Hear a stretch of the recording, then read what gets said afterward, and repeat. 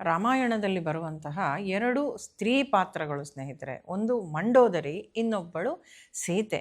ಒಬ್ಬಳು ರಾಮನ ಪತ್ನಿ ಆದರೆ ಮತ್ತೊಬ್ಬಳು ರಾವಣನ ಪತ್ನಿ. ಈ ಇಬ್ಬರೂ ಕೂಡ ನೋಡಲಿಕ್ಕೆ ಒಂದೇ ರೀತಿ ಇದ್ದರು ಅಂತ ರಾಮಾಯಣ ಹೇಳುತ್ತದೆ. ಇವರಿಬ್ಬರಲ್ಲಿಯೂ ಕೂಡ ರೂಪದಲ್ಲಿ, ಗುಣಗಳಲ್ಲಿ ಎಲ್ಲ ತುಂಬ ಹೋಲಿಕೆ ಇತ್ತು ಅಂತ. ಲಂಕೆಗೆ ಸೀತೆಯನ್ನು ಹುಡುಕ್ಲಿಕ್ಕೆ ಅಂತ ಹೋಗ್ತಾನೆ ಆಂಜನೇಯ. ಹಾಗೆ ಹೋದಂಥ ಆಂಜನೇಯ ಅಲ್ಲಿ ರಾವಣನ ಅಂತಃಪುರದಲ್ಲಿ ಮಲಗಿರುವಂತಹ ಮಂಡೋದರಿಯನ್ನು, ರಾವಣನ ಪತ್ನಿಯನ್ನು, ಹೆಂಡತಿಯನ್ನು ನೋಡಿ ಇವಳೇ ಸೀತೆ ಅಂತ ತಾನು ಭಾವಿಸ್ತಾನೆ, ಭ್ರಮಿಸ್ತಾನೆ, ಮತ್ತಲ್ಲೇ ಕುಣಿದಾಡ್ತಾನಂತೆ. ನಾನು ಸೀತೆಯನ್ನು ಕಂಡೆ ಅಂತ, ಸೀತೆಯನ್ನು ಹುಡುಕ್ಲಿಕ್ಕೆ ಅಂತ ಬಂದಿದ್ದ ಲಂಕೆಗೆ. ಅಂದರೆ ಆ ರೀತಿ ಇಬ್ಬರಲ್ಲಿಯೂ ಕೂಡ ರೂಪದಲ್ಲಿ ಒಂದೇ ರೀತಿ ಸಾಮ್ಯ ಇತ್ತು, ನೋಡಲಿಕ್ಕೆ ಒಂದೇ ಥರ ಇದ್ದರು ಅಂತ. ಇದು ಯಾಕೆ ಹೀಗೆ, ಇವರಿಬ್ಬರೂ ಒಂದೇ ರೀತಿ ಇದ್ದದ್ದು ಯಾಕೆ, ಹೇಗೆ ಅಂತ ಹೇಳುವುದಕ್ಕೆ ಆನಂದ ರಾಮಾಯಣ ನಮಗೆ ಉತ್ತರವನ್ನು ಕೊಡ್ತದೆ. ರಾಮಾಯಣ ತುಂಬ ಬಂದಿದೆ ಸ್ನೇಹಿತರೆ. ಆನಂದ ರಾಮಾಯಣ, ಕಂಬ ರಾಮಾಯಣ, ತೊರವೆ ರಾಮಾಯಣ, ತುಳಸೀದಾಸ ರಾಮಾಯಣ. ಆದರೆ ನಾವು ಮುಖ್ಯವಾಗಿ ಮಾನ್ಯ ಮಾಡುವಂಥದ್ದು ಮಾತ್ರ ವಾಲ್ಮೀಕಿ ರಾಮಾಯಣ. ಆದರೆ ಇವರಿಬ್ಬರಲ್ಲಿ ಹೋಲಿಕೆ ಯಾಕೆ ಇತ್ತು ಅಂತ ಹೇಳುವಂಥದ್ದನ್ನು ಆನಂದ ರಾಮಾಯಣ ನಮಗೆ ಹೇಳುತ್ತದೆ. ಯಾಕೆ ಹೋಲಿಕೆ ಇತ್ತು, ಇವರಿಬ್ಬರ ಮಧ್ಯೆ ಏನು ಸಂಬಂಧ ಅಂತ ಹೇಳಿದರೆ, ರಾವಣ ಶಿವಭಕ್ತ ಅಂತ ಹೇಳುವಂಥದ್ದು ನಮಗೆಲ್ಲರಿಗೂ ಗೊತ್ತುಂಟು. ರಾವಣ ಶಿವನ ಕುರಿತು ದೀರ್ಘಕಾಲ ತಾನು ತಪಸ್ಸನ್ನು ಮಾಡ್ತಾನಂತೆ. ಅವನ ತಪಸ್ಸಿಗೆ ಮೆಚ್ಚಿ ಶಿವ ಪ್ರತ್ಯಕ್ಷ ಆಗ್ತಾನೆ. ಶಿವ ಪ್ರತ್ಯಕ್ಷ ಆಗುವಾಗ ರಾವಣ ಶಿವನ ಹತ್ರ ವರವನ್ನು ಕೇಳ್ತಾನಂತೆ. ಎರಡು ವರಗಳನ್ನು ಕೇಳ್ತಾನೆ. ಒಂದು, ನಿನ್ನ ಆತ್ಮಲಿಂಗವನ್ನು ನನಗೆ ಕೊಡು.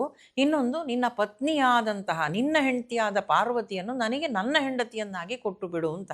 ಇದು ಎಂಥ ಶಿವಭಕ್ತಿ ಅಂತ ನೀವೇ ನೋಡಿ. ಹೀಗೆ ನಿನ್ನ ಪತ್ನಿಯನ್ನೂ ನನಗೆ ಕೊಡು ಅಂತ ಕೇಳಿದ್ದಾನಂತೆ. ಶಿವನಿಗೆ ವಿಧಿ ಇಲ್ಲ, ಆಯಿತು ಅಂತ ಒಪ್ಪಿಕೊಂಡಿದ್ದಾನೆ. ಎರಡು ವರಗಳನ್ನು ಕೊಟ್ಟಿದ್ದಾನೆ. ಈಗ ಆತ್ಮಲಿಂಗವನ್ನು ತೆಕ್ಕೊಂಡು ರಾವಣ ಬರ್ತಾ ಇದ್ದಾನೆ. ಇವನ ಹಿಂದೆ ಪಾರ್ವತಿಯೂ ಬರ್ತಾ ಇದ್ದಾಳೆ. ಆದರೆ ಸ್ವಲ್ಪ ದೂರ ಹೋಗುವಾಗ ಪಾರ್ವತಿಗೆ ದುಃಖ ಆಗ್ತದಂತೆ. ಅಯ್ಯೋ, ಈ ನೀಚ ರಾಕ್ಷಸನ ಹಿಂದೆ ನಾನು ಹೀಗೆ ಹೋಗ್ತಾ ಇರಬೇಕಲ್ಲ ಅಂತ.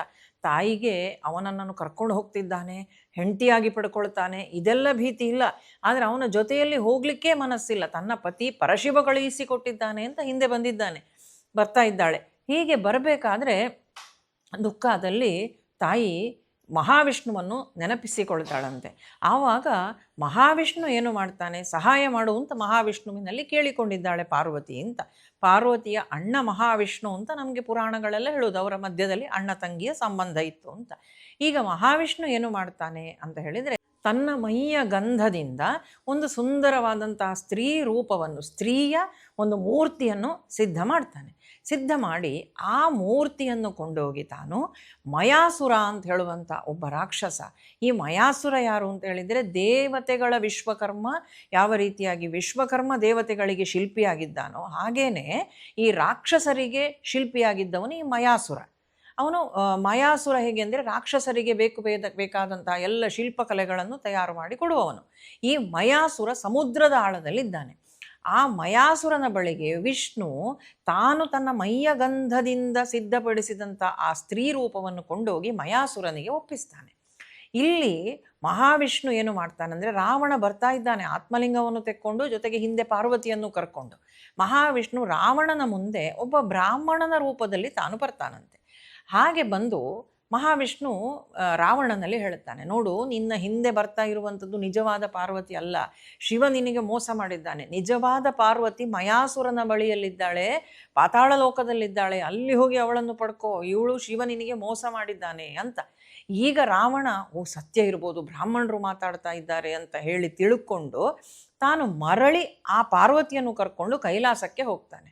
ಕೈಲಾಸಕ್ಕೆ ಹೋಗಿ ನಿಜವಾಗಿ ಹಿಂದೆ ಬರ್ತಾ ಇದ್ದವಳೇ ಪಾರ್ವತಿ. ಆ ಪಾರ್ವತಿಯನ್ನು ಪರಶಿವನಿಗೆ ಒಪ್ಪಿಸಿ ತಾನು ನೇರವಾಗಿ ಪಾತಾಳಕ್ಕೆ ಹೋಗಿ ಮಯಾಸುರನ ಬಳಿಯಲ್ಲಿ ಈ ಮಹಾವಿಷ್ಣು ಕಳಿಸಿದಂತಹ ಆ ಪ್ರತಿಕೃತಿ ಇತ್ತಲ್ಲ, ಮೈಯ ಗಂಧದಿಂದ ತಯಾರು ಮಾಡಿದ ಆ ಹೆಣ್ಣಿನ ರೂಪ, ಅವಳನ್ನು ತಾನು ತೆಗೆದುಕೊಂಡು ಬರ್ತಾನೆ ಅಂತ. ಮಯಾಸುರನ ಮಗಳು ಇವಳು ಮಂಡೋದರಿ ಅಂತೆಲ್ಲ ನಮಗೆ ಪುರಾಣಗಳಲ್ಲಿ, ವಿಶೇಷವಾಗಿ ರಾಮಾಯಣದಲ್ಲಿ ನಮಗೆ ಅದರ ಬಗ್ಗೆ ಎಲ್ಲ ಉಲ್ಲೇಖ ಉಂಟು. ಇವನು ಹೋಗಿ ಮಯಾಸುರನ ಬಳಿ ಇದ್ದಂತಹ ಮಹಾವಿಷ್ಣು ಕಳುಹಿಸಿಕೊಟ್ಟಂತಹ ಪ್ರತಿಕೃತಿಯನ್ನು ತಾನು ಪಡ್ಕೊಂಡು ಬಂದು ಅವಳನ್ನು ಲಂಕೆಗೆ ಕರ್ಕೊಂಡು ಹೋಗಿ ವಿವಾಹವಾಗ್ತಾನೆ. ಅವಳೇ ಮಂಡೋದರಿ. ಮಂಡೋದರಿ ಹಾಗಾದರೆ ಮಹಾವಿಷ್ಣುವಿನ ಮೈಯ ಗಂಧದಿಂದ ತಾನಲ್ಲಿ ಉತ್ಪನ್ನಳಾದವಳು ಅಂತ. ಮಹಾವಿಷ್ಣುವಿನ ಮೈಯ ಗಂಧದಲ್ಲಿದ್ದವಳು ಕೂಡ ಮಹಾಲಕ್ಷ್ಮಿಯೇ, ಸೀತೆಯು ಮಹಾಲಕ್ಷ್ಮಿಯೇ, ಹೌದು ತಾನೆ. ಹಾಗಾಗಿ ಸೀತೆಯ ರೂಪವೇ ಈ ಮಂಡೋದರಿಗೂ ಬಂತು ಅಂತ. ಯಾಕೆಂದರೆ ಸೀತೆ ಅಂತ ಹೇಳಿದರೆ ಅವಳು ಮಹಾಲಕ್ಷ್ಮಿ, ನಮಗೆ ಸಂಶಯ ಇಲ್ಲ. ಮಹಾವಿಷ್ಣುವಿನ ಸರ್ವಾಂಗಗಳಲ್ಲಿಯೂ ಕೂಡ ವ್ಯಾಪಿಸಿಕೊಂಡಿರುವವಳು ಯಾರು? ಮಹಾಲಕ್ಷ್ಮಿ. ಅವನು ಮೈಗೆ ಪೂಸಿದಂತಹ ಗಂಧದಿಂದ ಈ ಪ್ರತಿಕೃತಿಯನ್ನು ಮಾಡಿ ಅದನ್ನು ಕೊಂಡೋಗಿ ಇಟ್ಟದ್ದು ಮಯಾಸುರನ ಬಳಿಯಲ್ಲಿ. ಮಯಾಸುರನ ಹತ್ರ ಹೋಗಿ ರಾವಣ ಅವಳನ್ನು ಕರ್ಕೊಂಡು ಬಂದು ವಿವಾಹವಾದದ್ರಿಂದಾಗಿ ಸೀತೆಗೂ ಮಂಡೋದರಿಗೂ ಒಂದು ರೀತಿಯಾದಂತಹ ಸಾಮ್ಯತೆ ಇತ್ತು, ಹೋಲಿಕೆ ಇತ್ತು ಅಂತ ಹೇಳುವಂಥದ್ದನ್ನು ನಮಗೆ ಈ ಆನಂದ ರಾಮಾಯಣ ತಿಳಿಸಿಕೊಡ್ತದೆ. ಹೀಗೆ ರಾಮಾಯಣದಲ್ಲಿ ಇಂತಹ ಅನೇಕ ವಿಚಾರಗಳುಂಟು. ಪ್ರತಿ ಒಂದಕ್ಕೂ ಕೂಡ ನಮಗೆ ಉತ್ತರಗಳು ನಾವು ಹುಡುಕುತ್ತಾ ಹೋದರೆ ನಮಗೆ ಲಭ್ಯವಾಗ್ತದೆ. ಎಲ್ಲವೂ ಕೂಡ ವಾಲ್ಮೀಕಿ ರಾಮಾಯಣದಲ್ಲಿ ಅವರು ವಿವರವಾಗಿ ಕೊಡುವುದಿಲ್ಲ. ಆದರೆ ನಾವು ವ್ಯಾಖ್ಯಾನಗಳನ್ನು ನೋಡುವಾಗ, ಬೇರೆ ಬೇರೆ ಬೇರೆ ಪುಸ್ತಕಗಳನ್ನು, ಗ್ರಂಥಗಳನ್ನು ನಾವು ಅಧ್ಯಯನ ಮಾಡುವಾಗ ನಮ್ಮ ಎಲ್ಲ ಪ್ರಶ್ನೆಗಳಿಗೂ ಕೂಡ ಉತ್ತರ ಸಿಗ್ತದೆ. ಹೆಚ್ಚಿನ ಉತ್ತರ ವಾಲ್ಮೀಕಿ ರಾಮಾಯಣದಲ್ಲಿಯೇ ಉತ್ತರಕಾಂಡದಲ್ಲಿ ಕೊಟ್ಟಿದ್ದಾರೆ ಅವರು.